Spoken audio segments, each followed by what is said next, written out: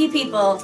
Today, since it's the season of the witch, we are here to talk about the Russian witch, Baba Yaga. Yes, the Russians even have their own witch. If you guys are new, Spookscribe. I'm Morticia. This is Gomez. He is Russian. And he is going to talk to us about Baba Yaga. At first I thought, you know, when I'm reading about her and he's telling me, like, she's kind of seeming strange because she's not like our witches. Like, we get used to the witches on the broom, and Baba Yaga doesn't ride on a broom. Baba Yaga either flies in like a kettle, right? Yeah. Or this one I would love to actually do. I would love a broom, but I would love this one too because she gets to steer. She flies in a pestle and mortar. Well, she flies in the pestle and she holds the mortar and like uses it to steer. And I think that would be so fun. Like, it would be fun. So that's like that's the original thing she like does before they use the pot as well, right? Yeah. It was originally the pestle and mortar. So yeah, that's pretty cool. And I just like, I can just totally like enjoy the thoughts of flying and steering with a big mortar. Like, it would be awesome. So that's what she does. And she has like general witch looks, right? Like she has the pointed nose and chin and all that. Like, yes, and sometimes a few words. Yeah, typical witch look. Yeah. But she's not a typical witch. She has a lot of really like frightening powers, so like don't tick her off. She has a black cat that talks. Gomez is going to tell you all about it. But she also has a very interesting house. If you've ever seen Howl's Moving Castle, it had little feet and stuff. And the book is so much better than the cartoon movie, so please read the book. It is a lot better. If you have read the book, don't bother with the movie. It was not good. But I digress. Although there were witches and stuff in there. But, so her house is a hut, and it is built on chicken feet. And it like walks around, and it's kind of sentient, right? Yes. So she doesn't have a candy house. Her house is scarier than that. So she's kind of like different than the witches you're used to, but I think she's even cooler and scarier because the Russians know how to scare you. I mean, like Hansel and Gretel, that witch got nothing on Baba Yaga. So Gomez is going to talk about all the different symbologies of the things linked to her in mythology. And shout out to Moonwitch's Lair. She has a really cool channel. I'm going to try to remember to link it below. I'm sure she'll comment because this is for you. We love you. She encouraged us to do this because I was like, if anybody wants us to do this, give us a shout out. We'll do it. I always thought it would be fun to do, but we're so busy all the time and I just don't always get motivated for the things I want to do. So thank you for recommending or encouraging us to do that. So okay, take it away, Gomez. Yes, so Baba Yaga is so complicated that Encyclopedia Britannica describes her as an ogress. And I kind of understand why. The idea is that she has so many attributes that it's hard to think of her as just a plain old witch. Because she has so many more animal companions and so many abilities and so many magical items. And her powers are not limited to a single forest the way, say, the witch in Hansel and Gretel or other witches that you might know about. Her powers extend beyond her immediate vicinity. But yes, the most striking feature of hers is the hut on the chicken feet. There is an interesting nursery rhyme about it in Russian that could translate roughly to the hut on the chicken feet, turn your face towards me and your back towards the forest. Because by default the chicken hut was supposed to stand the opposite way, where whoever comes across it, a visitor, a quester, cannot just enter the hut without that particular rhyme. And that rhyme arranges for everything to set into place. Because the chicken hut is so sentient, it turns magically and it faces the visitor, and then the visitor can enter and converse with the Baba Yaga.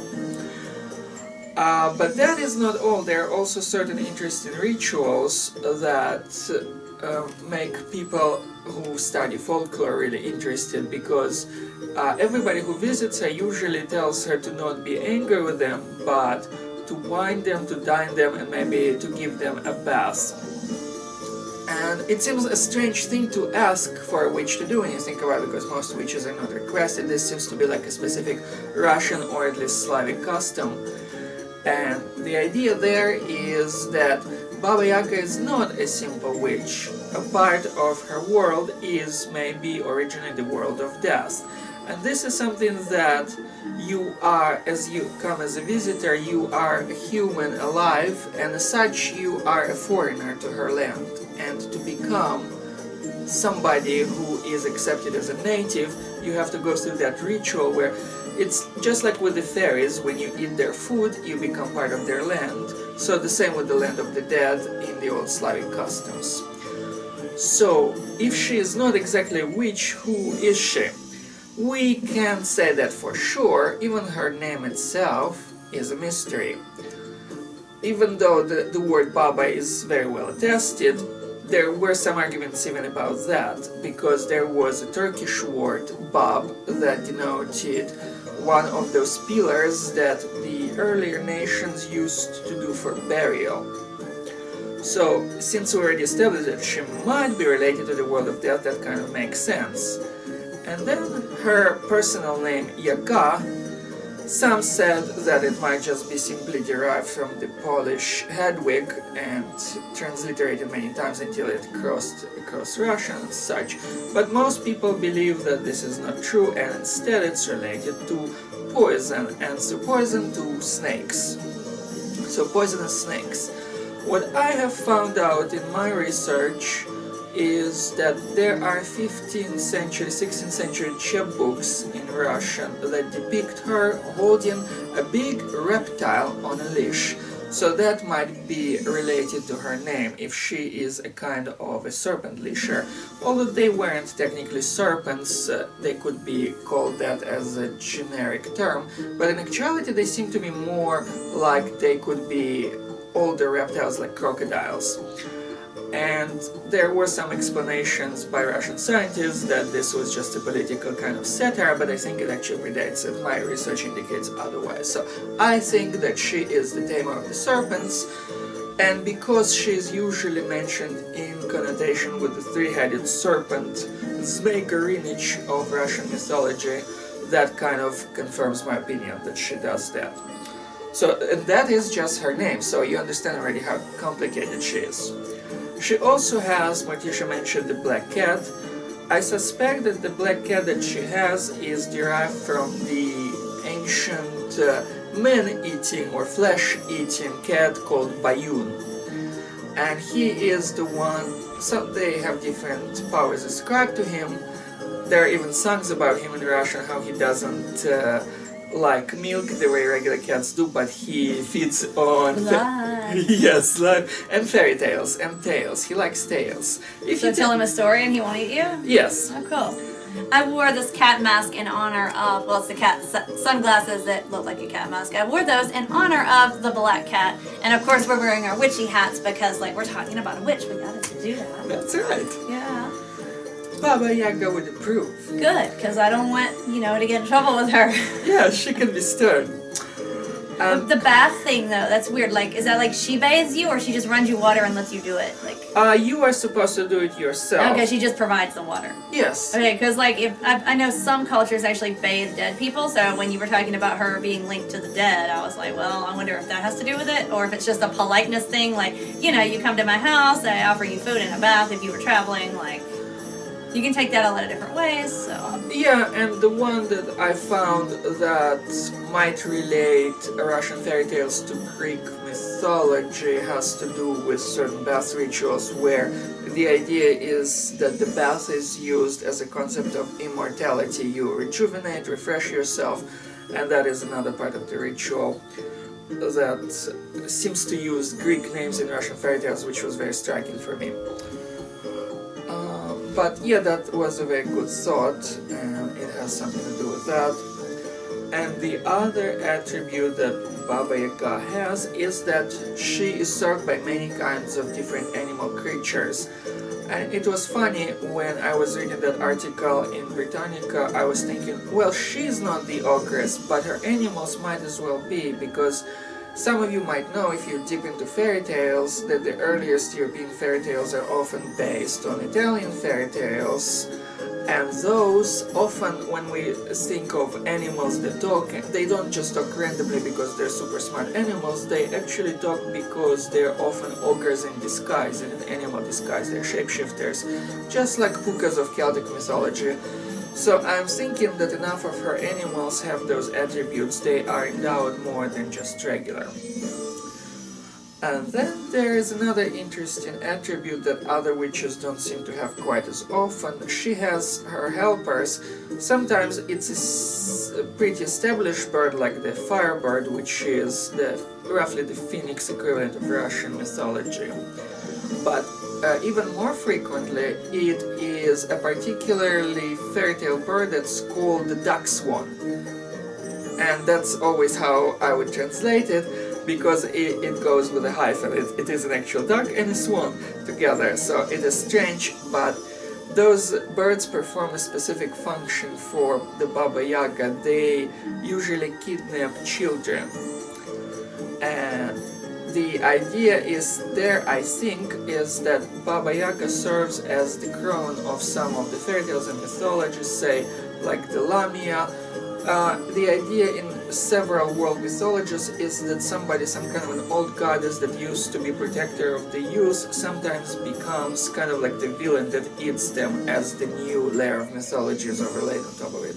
So I think that would happen with Baba Yaga, where it's supposed to be a memory of old pagan rituals related to the youngsters growing up and overcoming challenges similar to their peers in Nordic mythology that have to go through challenges of their own to prove themselves as members of the tribe. So she could have just been like an adversary or a challenge to help them out. Exactly. Well, that's why in some of the fairy tales she helped this girl Vasilisa all the time, right? Like, yes, exactly. she wasn't always seen as a villain, just more like a challenge. And sometimes even a relative to Vasilisa herself, her aunt, her grandma, or somebody related to her grandma. So the idea is that even though it would seem like a simplistic villain antagonist, but like you said, it's not always that simple. Sometimes they're related, and Baba Yaga often helps. Sometimes she donates a horse that allows the hero to beat the real villain, which is the Cochet or Dismay. Sometimes she has birds, sometimes she has even the flying carpet, oddly. So even though it doesn't seem as a typical Russian concept either, I suspect that the Russians got it from their contact with the Turkish Empire, who in turn inherited the flying carpet from the Arabs or the Persian Empire. So something like that. But anyway, basically Baba Yaga, to my mind, collects a lot of the attributes from different cultures. As she encounters them, she incorporates them. So she is a sort of a kind of a template for more than a witch. That's why she is more than a witch, because she collects what every witch has. And as such... It makes her more powerful, like the super witch. Yes, maybe even not just a super witch, because, but more like the goddess of witches is what I'm thinking about. That makes sense. She's an evolved melting pot for witches. Yes. Like, if you think about American food, it has like food from all different cultures, like Chinese, Mexican, like typical American stuff like burgers, right? Yes. Gomez likes food, so I'm like, food analogy. Yeah. And then you've got like Baba Yaga, who encounters all different sorts of people from different countries. You've got Turks, you've got Arabs, you've got probably some of the Brits because of the Britannica. Yes. So you've got it all, and she like mingles it, and of course the Russian. Speaking of Cochet, he's probably the scariest Russian villain I can think of, but you probably got worse. Like, there are some pretty spooky, but yeah, the Cochet, I guess he was the only monster, as it were, that scared me as a he's child. like a good Halloween skeleton, but he's other things too. So maybe we'll do a video on him too if we have time. Yes. Have time before like the end of October. I just wanted to try to do it like for Halloween, because if I do it after Halloween, it won't, like, what will we do next year? So if we get him in this year, we'll do it. If not, it'll be next year. We'll see. Yes. And another interesting thing about, again, Baba Yaga's attributes is, going back to her chicken heart, that there is a concept in Slavic and Russian mythology of the chicken leg. There is such an idea as the chicken leg is offered as a sacrifice, and it is given to the saints, but those saints seem to be used as a gloss for earlier pagan gods or their replacements. Well, of course, that's what Catholicism did. So. Exactly.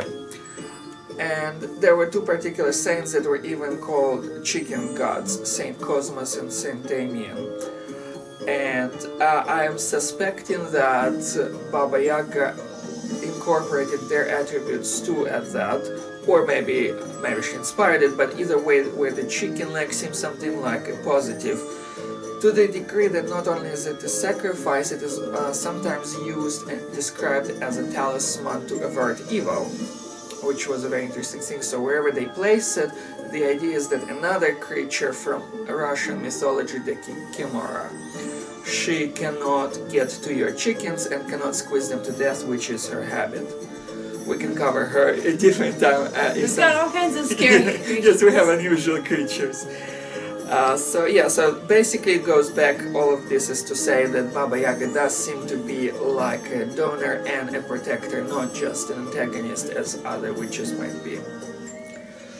And despite her bad rap, there was that idea that she cooks children in the stove if they're misbehaved and eats them just like a typical witch would do. There has been a research that might indicate that it was a kind of a healing ritual in Russian history around the 13th century. There was some kind of a ritual where they put children onto something warm as means of healing their body, heating it up and heat being. Didn't you even say your grandparents still slept on a stove? Like, yeah, that was a custom still. It was so weird. Like, I guess I haven't seen their stoves, but like they sleep on stoves to keep warm. And I guess it was like a giant, huge stove. I would think it would burn, but I mean, it's not a typical stove like ours, so I guess not. They put something over it, like a blanket, but I'm not sure myself about the precise... Which somehow didn't catch fire, so I mean, that's cool. Yeah, I agree. It is strange that I never saw it, I just heard about it because it was way before. Well, I've read it in books too. Like. Yeah. So it was very interesting. But basically, enough of the rap that maybe all witches get unfairly, for all we know. Baba Yaga gets specifically unfairly because over the time, as Christianity becomes more dominant and paganism is frowned upon as the source of all evil and such, then... That's not nice. Yes. I mean, who hasn't eaten a child in this room, really? That's right, they might be yummy. We jest, or do we? Or do we? We jest. We jest.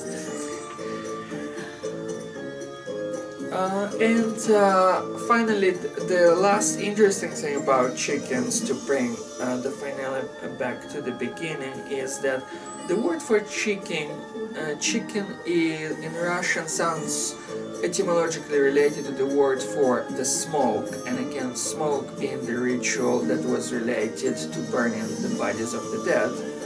So even her house itself, other than it turning towards from the world of the dead towards the world of the living, or serving as a portal between the two, also its very name, even though it seems like it is chicken feed, that could be folk etymology for something that used to be the house of the dead ones, of which Baba Yaga herself may have been an inhabitant, because the nursery rhyme that describes her in Russian calls her Baba Yaga, the bone leg.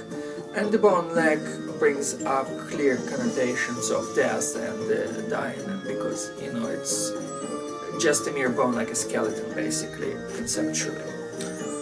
So that is Baba Yaga. That is just scratching the very surface of her, but still already tells you how complicated she can be. For Halloween, it gives you an idea. And now, what is the word Baba like just for old lady?